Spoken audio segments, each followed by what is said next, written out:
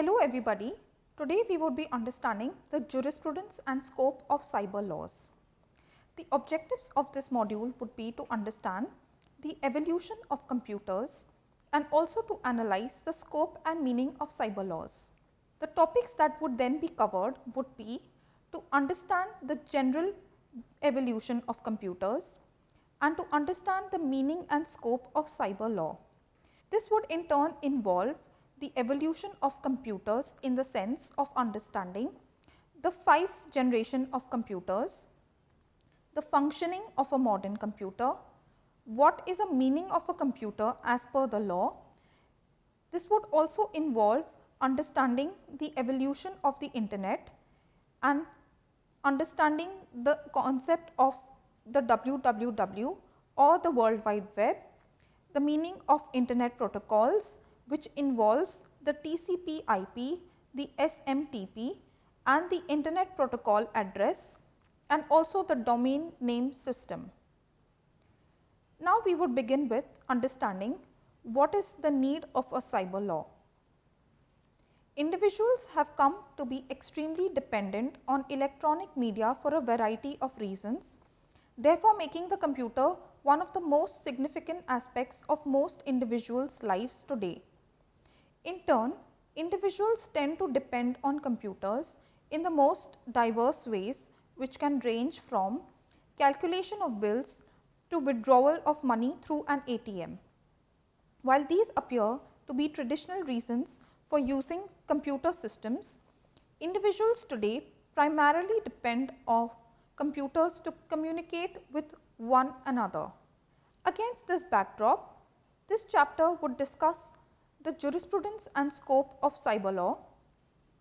In order to attain a deep understanding of both the jurisprudence and scope of the subject matter at hand, one must understand what a computer is in the first place, and the reason being that without the existence of a computer, there can be no cyber law and no cyberspace.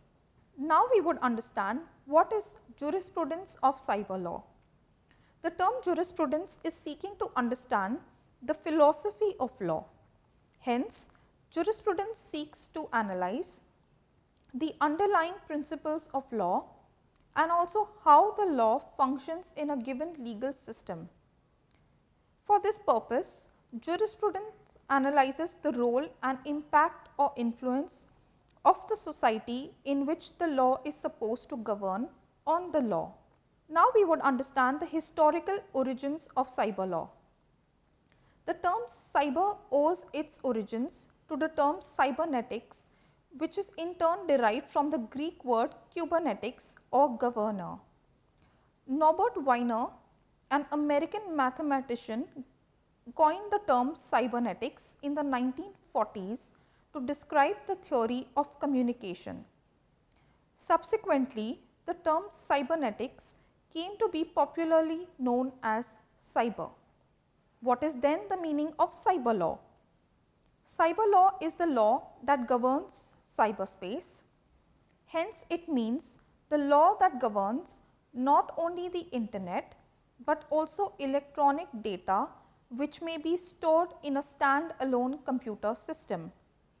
The reason for including data stored in a stand-alone computer is because one had to include merely communication processes occurring via the internet. The term would be extremely narrow in scope. This would in turn leave out computer systems from the scope of cyber law, thereby creating confusion as to the law applicable in order to regulate electronic data stored in a stand-alone computer. Now we would understand the rise of computers and the complexities of the current era. While in a traditional society, legal wrongs were committed with a person being physically present at the scene of the crime, the same is certainly not the case in today's modern age of computers. This has consequently given rise to a number of eventualities. Hence, the modern era of computers has made possible situations where a person may be in London and may nevertheless hack or gain access to confidential details on another person's computer as a result of cloud computing. But why do we need a cyber law? For most, the urgency of having a legal regime to regulate activities taking place in cyberspace arises from the fact that the revolution of the internet has completely disregarded traditional jurisdiction. Hence, while countries possess jurisdiction over acts which may be administrative, judicial or legislative that occur within the national boundaries, there may be times while jurisdiction is also assumed over acts taking place across the border. A prominent example of the same would be the case of international crimes. However, the age of the internet has given rise to various complexities which have in turn disregarded traditional notions of sovereignty and jurisdiction. Examples of cybercrimes are theft of personal information, spamming, virus threat, pornography, hacking, wrong information, confusion to choose the correct information, and internet addiction. Evolution of computers. While the origins of a computer may be traced back to the 1800s with Charles Babbage, a mathematics professor, inventing a machine to perform calculations with the machine powered by steam, and came to be commonly referred to as the difference machine. As the difference machine sowed the seeds for the evolution of various other computers, this evolution was marked primarily by 5 generations of the modern computer system. Now we would understand the 5 different generations of the computer. The first generation of computers. The first generation of computers lasted from 1945 to 1956 and was marked by its slow speed and was made to order. In addition, it included the use of vacuum tubes. The computers made during this generation were primarily invented for the use of the US Navy during the Second World War for the preparation of ballistic charts. Hence, computers during this generation mainly consisted of decoding messages and making missiles.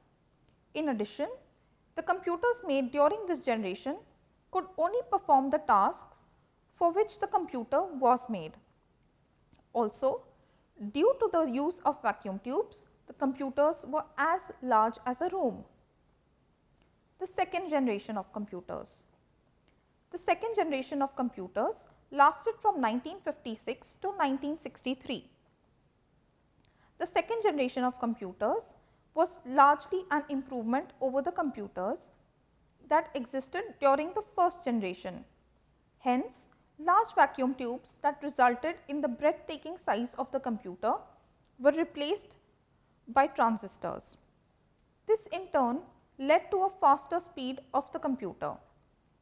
As a result, these computers could be used in offices and universities due to the use of printers, memory, operating system and storage disks in these computers. The third generation of computers. This generation was for computers assembled between 1964 and 1971. The computers in this generation were a further improvement over the existing computers of the preceding generations. Thereby, the transistors that were used to make the computers in the second generation were replaced with small semiconductor chips. In addition, the computers were also made more efficient with the use of operating systems which allowed the computer to run various applications or programs at the same time. The fourth generation of computers. The computers during the fourth generation were characterized with the use of large scale integrators, very large scale integrators and ultra large scale integrators, thereby making it possible to integrate several components into a single chip. The computers in this generation were those assembled from 1971 to the present era. This in turn facilitated the reduction in the size of computers. Another distinct feature of computers in this generation was the fact that they could be linked together in order to share memory space. Computers in this generation also widely made use of the internet. The last generation, which was the fifth generation of computers. The present era of computers constitutes the fifth generation of computers. The computers in this generation are marked with the use of the most advanced technology. For example, the use of computers is now in the palm of one's hand with the advent of smartphones. Computers today also make use of voice recognition and voice typing, along with the ability to translate to a whole new language. In brief, the journey of the evolution of computers began with the aim of primarily assisting the US Navy to develop ballistic missiles to the era of smartphones in today's world. With this, it becomes imperative to understand the various facets of a computer for a deep understanding of cyber laws.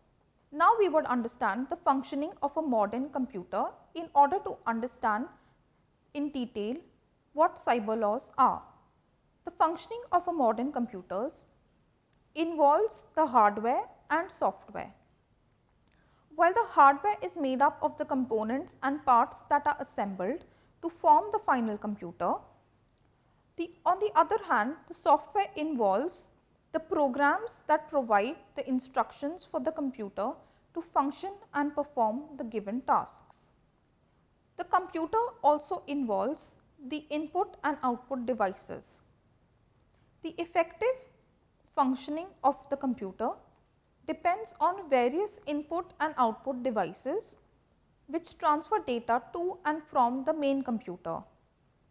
These input and output devices communicate with the computer with the help of interrupt request lines, also known as IRQs, that send signals to the microprocessor. These communications take place with the assistance of device driver programs. What are computer programs?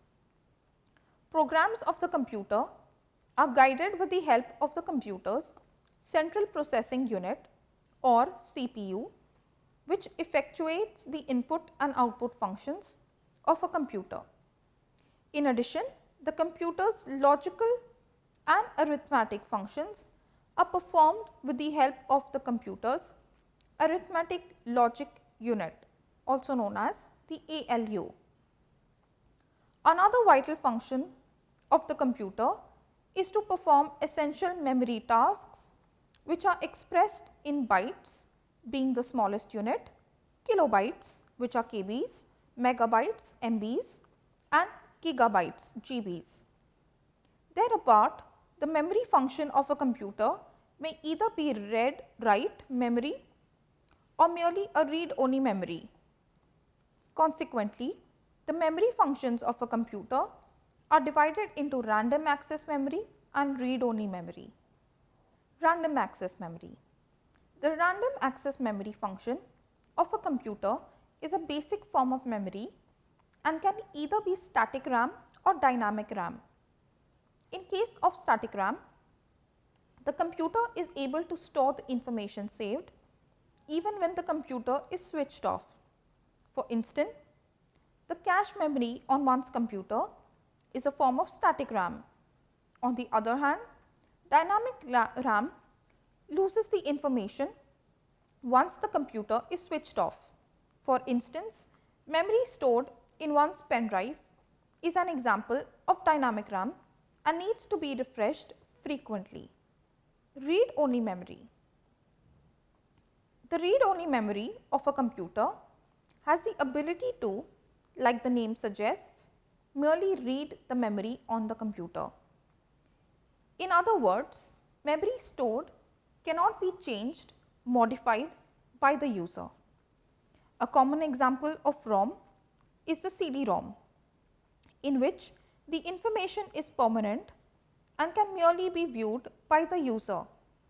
In addition, because of this feature of the ROM, which is being only read only, the memory is non-volatile and remains even if the computer has been turned off. After all this, what is a computer in such circumstances? According to the Information Technology Act of 2000, the Act has defined a computer by virtue of section 2 clause 1 subclause 1 as an electronic, magnetic, optical or other high speed data processing device or system which performs logical, arithmetic and memory functions by manipulations of electronic, magnetic or optical impulses and includes all input, output, processing, storage, computer software or communication facilities which are connected or related to the computer in a computer system or computer network. Hence, the prerequisites of a computer are that the computer must be electronic and hence capable of performing a technological function which is electrical, magnetic, digital or wireless. In addition, a computer is also capable of being an optical storage media. The prerequisites of a computer. A computer is a high speed data processing device or system. The term data has in turn been defined by the IT Act 2000 of India by virtue of section 2 clause 1 subclause O. Apropos, whenever any information is prepared in an organized manner and has been processed or is capable of being processed for future purposes either in a CD or pen drive or in any of the internal drives of the computer, the same is referred to as data. For instance, in case A gathers information on hacking, a form of cybercrime, and consequently stores the collected information on his or her pen drive, the same is included within the meaning of data.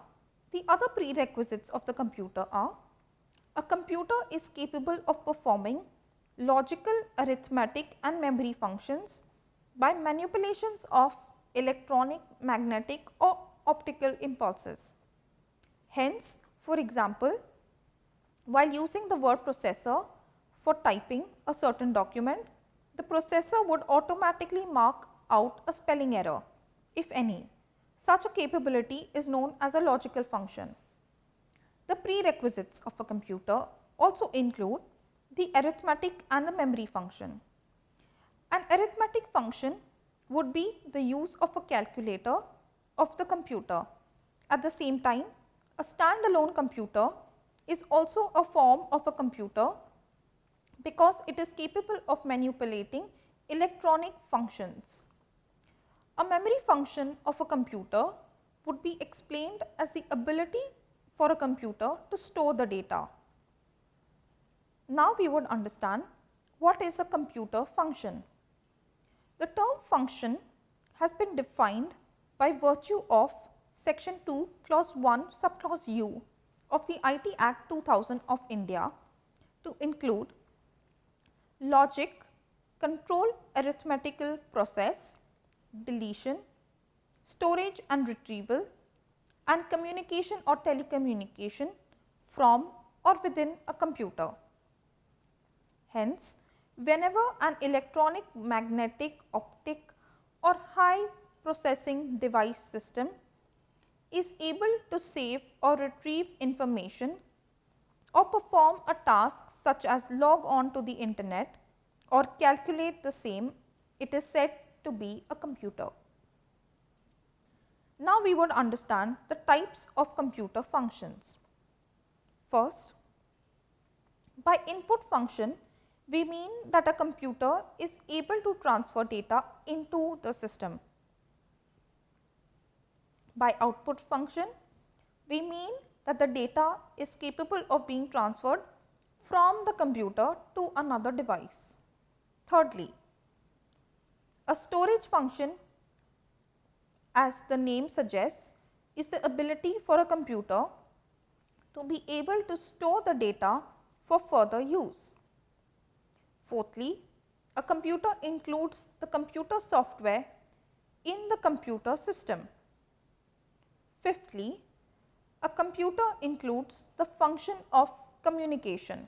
Lastly, the above mentioned facilities are connected or related to the computer in a computer system or computer network as per the requirements of the IT Act 2000.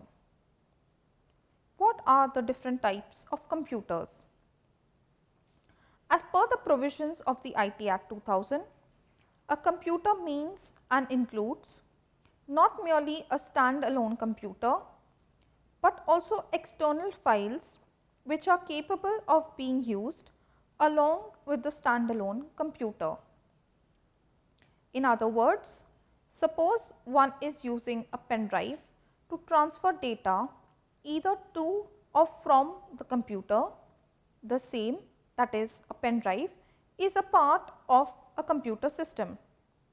In a related vein, when one desires to enter some text in a computer and hence uses the keyboard and mouse for effectively doing so, the keyboard and mouse are part of the computer system. Another example would be the use of a data cable to transfer data to or from one's smartphone. Now we would understand the evolution of the internet. The evolution of the internet dawned in the 1960s during the nuclear attack. The prime motive of an internet connection was to secure an effective communication network even at the time missiles attack, when all other modes of communication would be lost. Besides, the internet would also assist in sharing data, without which information would be required to be copied into some other medium such as a floppy. The World Wide Web. The World Wide Web, which is also known as the WWW, is considered as the backbone of the internet and is in turn dependent on the Hypertext Transfer Protocol or the HTTP, which assists the user to browse the web page. Hence, while it is difficult to each and every web address, in order to be able to browse the same, the HTTP assists in relocating the user to the web page. For this, all the user must do is type the sort of document the user seeks to view. The HTTP will then redirect the user to the web page on the website or the www. Internet protocols. As we are aware, the use of internet facilitates the transfer of data from one website to another. For instance, if one wants to purchase certain goods, let us say an electronic appliance, and wants to visit the online page, the internet protocol assists the browser to do so by transferring the data from one's computer to another. For such activities, the internet is regulated by a large number of protocols. The TCP/IP. The TCP/IP or the Transfer Control Protocol Internet Protocol is part of the protocol suite and assists in transmission of data on the internet. Hence, the TCP/IP aids and assists in surfing the internet, sending and receiving emails and transferring data, to name a few. The STMP. The STMP or Standard Mail Transfer Protocol is a protocol to send and receive mails over the internet. In other words, whenever the user of the internet seeks to send a mail to a certain other person, he or she must type the email address. Upon clicking send, the STMP facilitates the transmission of mails. The Internet Protocol address.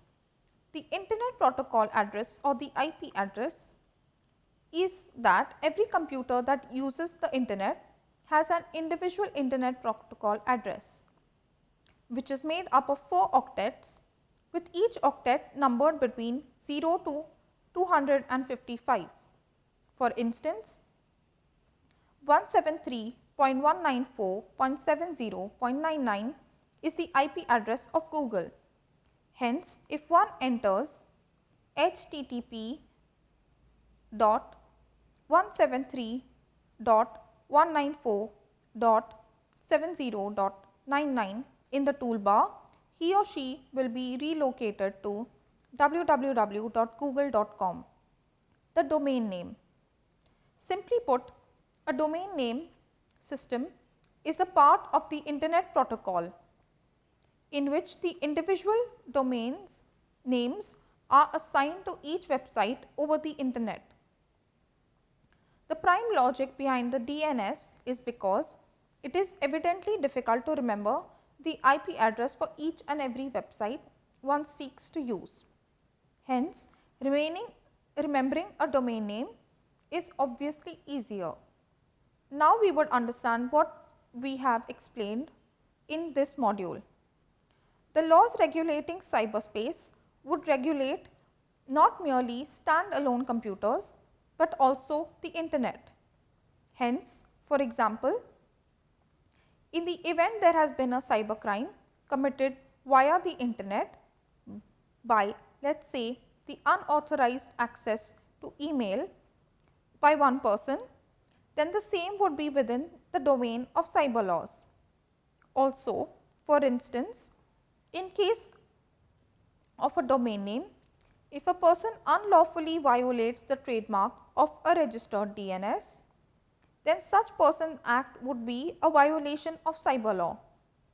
In such a scenario, even though a person committing the wrongful act is not making use of the aggrieved person's computers and is merely committing the wrongful acts via the Internet, the wrongdoer is still liable for the provisions of cyber law.